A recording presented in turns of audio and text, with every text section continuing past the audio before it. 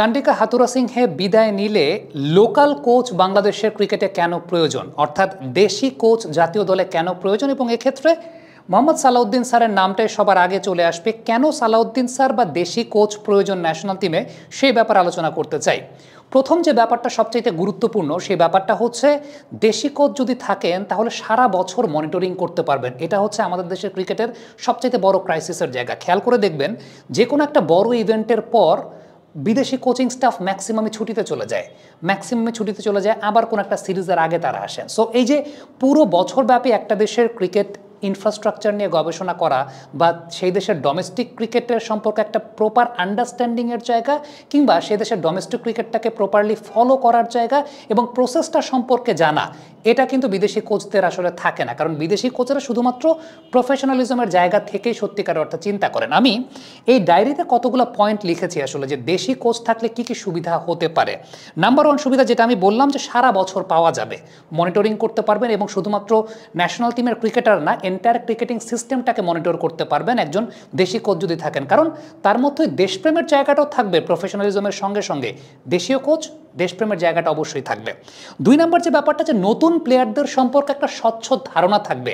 কারণ দেশি কোচরা জানেন যে প্রিমিয়ার ডিভিশন ক্রিকেট লিগ কিংবা এনসিএল বা বিসিএল এ যে ছেলেটা পারফর্ম করছে, ওই ছেলেটার আসল টেম্পারমেন্ট, ওই ছেলেটার আসল ক্লাস সম্পর্কে বা ওই ছেলেটার আসল ক্যাপাবিলিটি সম্পর্কে।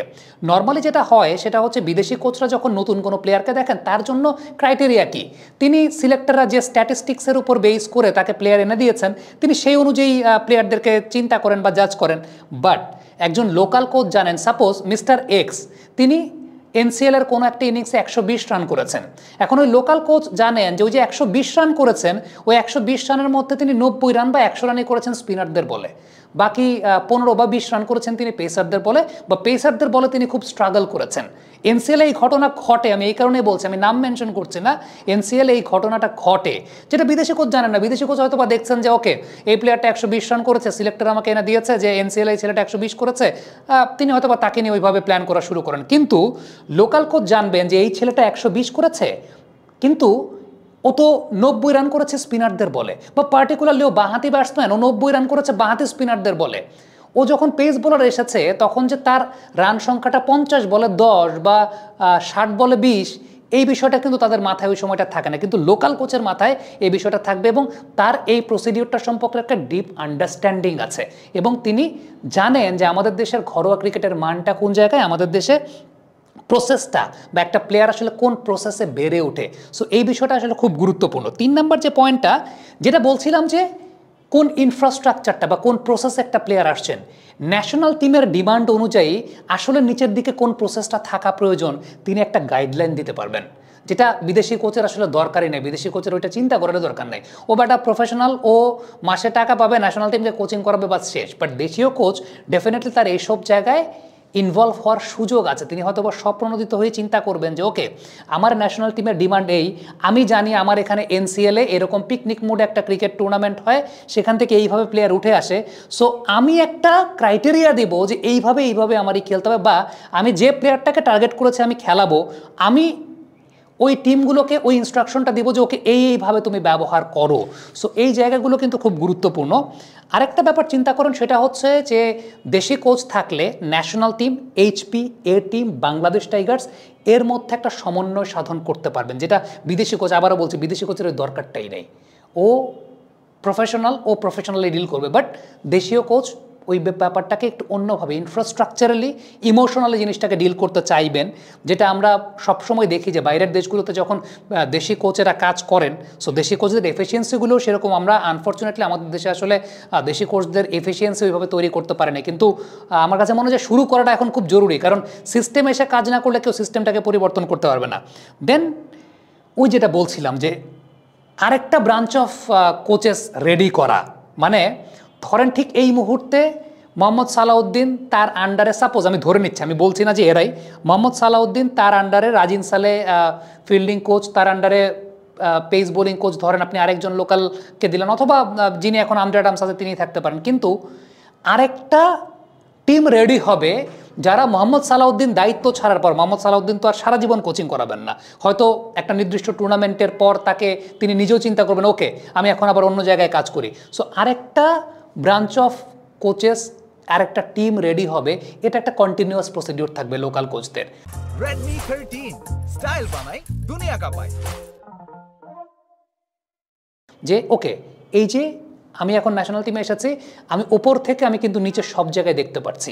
তো তিনি ওই কোচেদের মান উন্নয়ন করার জন্য আসলে কি প্রয়োজন বা ইন্টারন্যাশনাল সার্কিটে ডিমান্ডটা কীরকম দরকার, এগুলো নিয়েও কিন্তু কনভারসেশন অন্যান্য কোচদের সঙ্গে করতে পারবেন লোকাল কোচদের, সেই সুযোগটা আছে। প্রথম কথা হচ্ছে লোকাল কোচরা ওই আলগা পার্টটা নেবেন না যে আরে তো এ টিমের কোচ বা এ তো একাডেমি টিমের কোচ, যেটা বিদেশি কোচরা নেবেন, খুব স্বাভাবিক ব্যাপার, এটা কালচারালি বা ট্রেডিশনালি তারা সে কাজটা করবেন। কিন্তু লোকাল কোচের দেখা গেল যে খুব সিম্পল ব্যাপার, যে সালাউদ্দিন স্যার আর সোহেল স্যার তাদের মধ্যে নিয়মিত কথাবার্তা হয়, বা তারা হয়তো বা ছোটো ভাই বড়ো ভাই সম্পর্ক, কিংবা সালাউদ্দিন স্যার আর রাজিন ভাই তাদের মধ্যে ছোটো ভাই বড়ো ভাই সম্পর্ক, সালাউদ্দিন স্যার আর তারেক আজিজ তাদের মধ্যে ছোটো ভাই বড়ো ভাই সম্পর্ক, তারা সেই ফেলো ফিলিংটা একসাথে মেনটেন করতে পারবেন। সো ওই যে লোকাল কোচদের আপগ্রেডেশনের জায়গাটা তো খুব গুরুত্বপূর্ণ, এবং আরও বেশ কিছু প্যানেল রেডি করাটা খুব গুরুত্বপূর্ণ। আরেকটা কথা আমরা কমনলি বলি, এই কথাটা আমার নতুন করে বলার মনে হয় কিছু নেই, তারপরেও বলছি, সেটা হচ্ছে যে ওই যে প্লেয়ারদের সঙ্গে একটা ভাষাগত কমিউনিকেশনাল ব্যাপার, বা লোকাল কোচরা হয় কি ওই আমাদের ম্যাক্সিমাম প্লেয়াররা যেহেতু দেখা যায় যে একাডেমিক্যালি আসলে অতটা শার্প থাকেন না, সো কমিউনিকেশনাল একটা ব্যারিয়ার তো অবশ্যই থাকে বিদেশি কোচদের সঙ্গে, সেই জায়গাটা হয়তো বা আরও ভালো মতো করা যায়। বাট এটা খুব কমন লজিক, এটা নিয়ে আমি আর কথা বলতে চাচ্ছি না। এখন সালাউদ্দিন স্যার যদি ন্যাশনাল টিমের কোচ হন তাহলে অসুবিধাটা কোন জায়গায়? এটা শুধু সালাউদ্দিন স্যার না, ধরেন সোহেল স্যার যদি ন্যাশনাল টিমের কোচ হলেন তাহলে অসুবিধাটা কোন জায়গায়? একটা অসুবিধা আছে, সেই অসুবিধাটা হচ্ছে ধরেন জাকির হাসান, তিনি যখন ন্যাশনাল টিম থেকে বাদ পড়ছেন, এরপর মাস্কোতে সালাউদ্দিন স্যারের সঙ্গে একান্তে নিভৃতে গিয়ে কাজ করছেন, স্কিল ট্রেনিংটা করছেন। সালাউদ্দিন স্যারের উপর কিন্তু অনেক ছেলে, রুট লেভেলের অনেক ছেলে ডিপেন্ডেড। সো এই ছেলেগুলো সালাউদ্দিন স্যার যখন ন্যাশনাল টিমের কোচ হবেন, এই ছেলেগুলো সেটা আসলে পাবে না, এটা একটা প্রবলেমের জায়গা। এখন এটাকে স্যার কীভাবে রেকটিফাই করবেন? আমার কাছে মনে হয় যে স্যার এরকম আরও কিছু কোচ তৈরি করে দিবেন, যে কোচগুলো হয়তো বা তিনি যেটা শেখাচ্ছেন সেভাবেই শেখাবেন। আমার কাছে মনে হয় আবার বৃহত্তর স্বার্থে অনেক ক্ষুদ্রতর কিছু হয়তো বা স্যাক্রিফাইস করাটাও মানে করতে হয় আর কি। এই জায়গাটা স্যাক্রিফাইসটা করতে হবে, যে সালাউদ্দিন স্যার যাদেরকে শেখান বা যারা স্কিল ট্রেনিং করছে, এই জায়গাটা আমার কাছে মনে হয় যে একটা প্রবলেমেটিক জায়গা হবে।